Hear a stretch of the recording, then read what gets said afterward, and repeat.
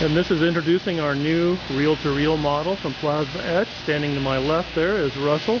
He's our head engineer, and he's going to walk us through the software operation of this particular machine and show the unique functions that make it very important for you to have.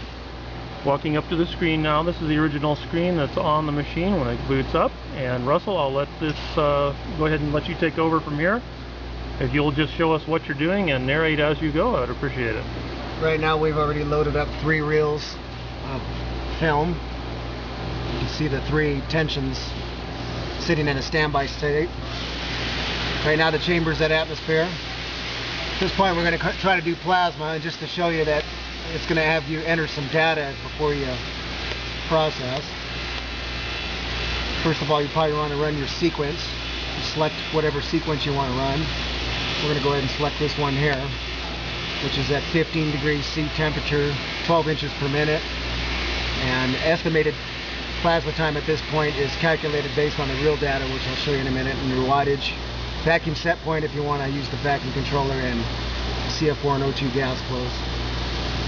Real data, you can enter up to 1 to 3 reels. We loaded up 3 reels for processing.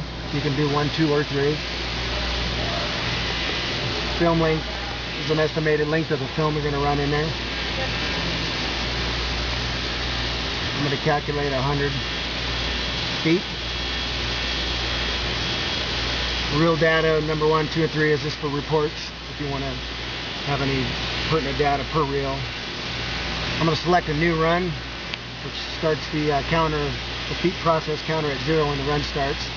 The plasma minutes has been recalculated for the 100 feet at 1 foot per minute, so approximately 100 minutes estimated based on actual speed once it starts. So we have our sequence loaded, entered our real data for 100 minutes. We're going to go to commands and start our plasma cycle. It's going to ask for a confirmation. The system will pump down like a normal plasma process. And wait for a vacuum set point. Vacuum rate right up over here. Well, while it's pumping down, why don't you just walk us through the screen, some of the data that's on the screen for these people? Well, as far as data... Well, I'm talking about just showing on the screen so we can see the various things that are being monitored. There you have the vacuum level. Right now you have your RF power, RF reflective power. Naturally, it hasn't been initialized yet. Status of the door. Electrode temperature is the control temperature of the electrode, and the tape temperature is the actual temperature of the tape as it runs across the electrode.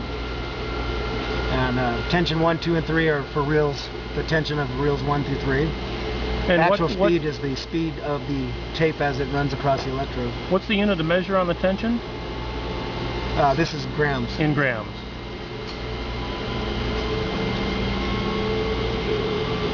And you have drive system. If you have any kind of error with the drive system, servo errors, tension out of range errors, it'll just be displayed here. And we have a way of disabling the alarms for maintenance purposes. System power displays temp that the system is on, powers are on, RF power, vacuum pump, and so forth. And there's some miscellaneous messages such as the last alarm. Our vacuum kicks in about 200 millitar. We got a gas stabilization process. And you can see our RF power ramps up and our speed starts to ramp up. And our tensions start to reflect. Stabilize. Now we see tension 2 seems to be on the pipe. Right there. Tension 1 is the controlling tension. Tensions 2 and 3 come along to the right, so you hope to have 3 reels in this particular application. 3 reels pretty close spec as far as how it's wound, and tightness, and diameter size of the actual tape. Okay, to understand, we have a data screen that we can actually see the physical data as it's being logged. Yes. We have a trending screen. Displays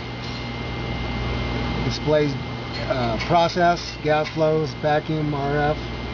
Display drive data by itself, or you can display all of them.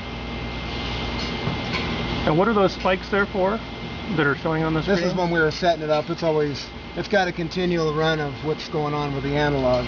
So while we were loading it, it caused that to do. Okay. natural process starts probably in here, and you can actually zoom in. I see. You see for our tape tension 2 is kind of riding high. We might have had a tightly wound spool there.